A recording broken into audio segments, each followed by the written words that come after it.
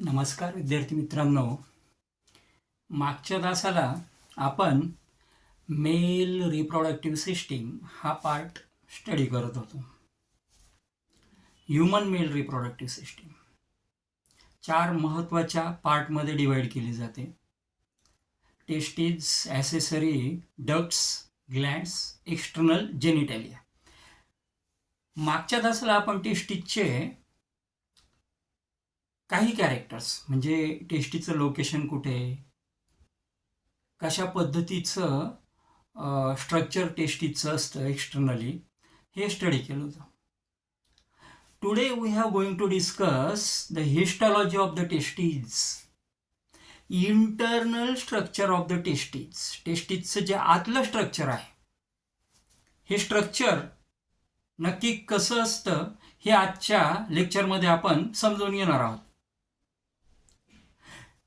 Externally testes are covered by collagenous tissue layer, and this external covering, which is made up of collagenous tissues, are known as tunica albuginea. Externally collagenous connective tissue चा layer असतो टेस्टिसच्या भोवती आजूबाजूने. हा जो कोलॅजिनियस connective tissues पासून तयार झालेला जो लेअर आहे, या लेअरला आपण काय म्हणतो तर tunica albuginea. Again tunica albuginea is divided or made up of 2 layers, 2 sub layers. 2 लेअरचा बनलेला आहे. आउटर लेअर जो आहे that is tunica vaginalis and inner layer is known as tunica vasculosa. Tunica vaginalis outer layer आणि inner layer जो आहे तो आहे ट्युनिका व्हॅस्क्युलोसा. अशा पद्धतीनं टेस्टिस ही सराउंड झालेली आहे.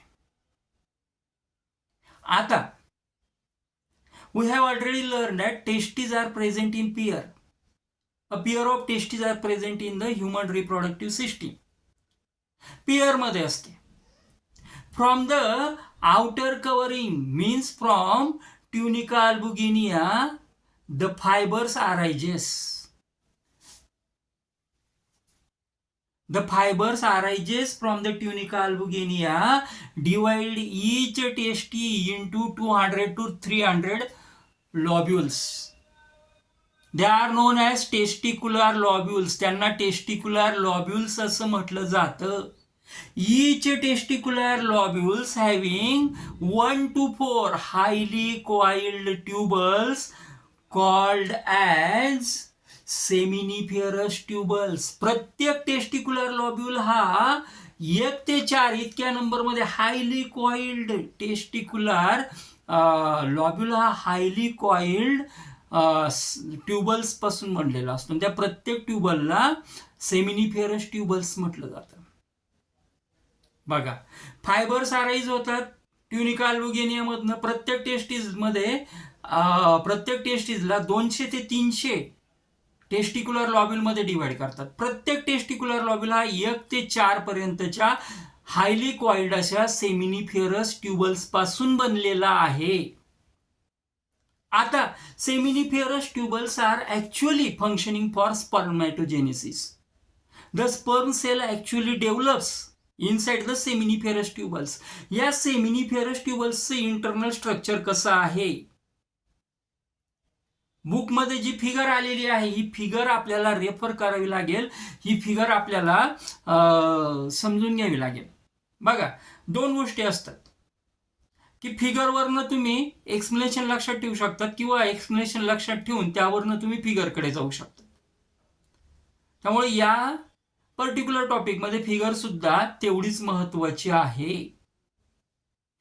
एक्स्टर्नल कव्हरिंग ट्युनिका अल्बुगिनिया, त्याच्यामध्ये 2 लेअर ट्युनिका व्हॅजिनेलिस, ट्युनिका व्हॅस्क्युलोसा. त्यामधनं फायबर्स अराईज होतात आणि दोन्ही टेस्टिसला हे फायबर्स 200 ते 300 टेस्टिक्युलर लॉब्यूल्स मध्ये डिवाइड करतात. आता एका लॉब्यूलवर एक लॉब्यूल, तो प्रत्येक लॉब्यूल हा 1 पासून 4 पर्यंत हायली कॉइल्ड अशा सेमिनिफेरस ट्युबल्सचा बनलेला असतो. The internal lining of the seminiferous tubules are made up of germinal epithelial cells. नावातच येतं germinal epithelial cells. These cells further undergo spermatogenesis. ह्या ज्या जर्मिनल इपिथेलियल सेल्स असतात याच पुढे जाऊन यांच्यामध्ये स्पर्मॅटोजेनेसिस होऊन स्पर्म सेल्स मध्ये डेव्हलप होतात. In the layer of germinal epithelial cells, there are large pyramid-like cells. Pyramidal cells are present, and these pyramidal cells are known as Sertoli cells. या pyramidal cellsला Sertoli cells म्हटलं जातं. Or they are also known as sustentacular cells, or also called as nurse cells. The function of Sertoli cell is to nourish the developing sperms. Developing स्पर्म्सला nourishment provide करण्याचं काम हे सेरोटोली cells असतं.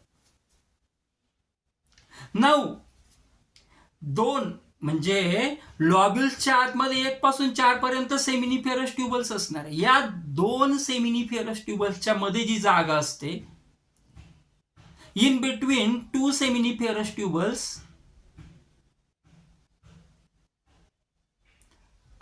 unique cells are present. That cells are known as interstitial cells or Leydig cells in adjacent between 2 seminiferous tubules. 2 seminiferous tubules adjacent मध्ये त्या ठिकाणी interstitial cells किंवा Leydig cells पण आपण त्याला म्हणतो, त्या सेल्स त्या ठिकाणी प्रेझेंट असतात. What is the function of interstitial cells? Interstitial सेल्सचं फंक्शन काय आहे? They are associated with the synthesis of hormone testosterone and hormone androgen. Androgen आणि टेस्टोस्टेरॉन हे 2 महत्वाचे हार्मोन प्रोड्यूस करण्यासाठी, रिलीज करण्यासाठी इंटरस्टिशियल सेल्स म्हणूया आपण, किंवा त्याला आपण लेडिक सेल म्हणूया, या 2 प्रकारच्या सेल्स कार्यरत असतात, काम करत असतात. In this way this is histology of the testis. टेस्टिसची ही हिस्टॉलॉजी आहे. 3 मार्क्ससाठी बऱ्याच वेळेला क्वेश्चन हा विचारला जातो. या क्वेश्चन बरोबर त्याची डायग्राम सुद्धा महत्वाची आहे.